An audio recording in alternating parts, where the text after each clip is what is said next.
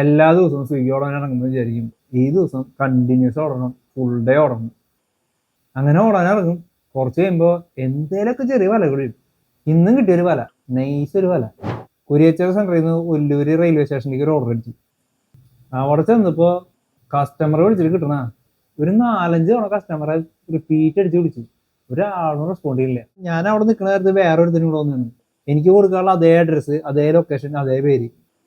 അവനും വിളിച്ചു, കുറേ തവണ വിളിച്ചു, ഒരാളെടുക്കില്ല. അങ്ങനെ കുറെ കഴിഞ്ഞപ്പോ ആള് തിരിച്ചു വിളിച്ചു.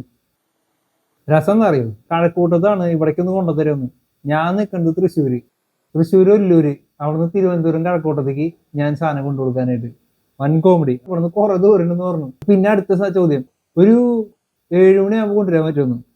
സംഭവം ചിലപ്പോൾ അറിയാണ്ടൊക്കെ പറ്റിയതായിരിക്കും. എന്തായാലും നമുക്ക് കിട്ടിയത് നല്ല മുട്ടൻ പണി.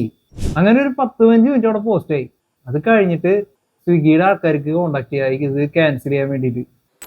അങ്ങനെ ആ ക്യാൻസൽ ആയ ഫിഷ് ബിരിയാണിയാണ് ഞാനിപ്പോൾ കഴിച്ചുകൊണ്ടിരിക്കുന്നത്. ബിരിയാണി നൈസുണ്ട്, പക്ഷെ ഇത് തിന്നു കഴിഞ്ഞിട്ട് ഇനി ഓടാൻ പറ്റില്ലോ.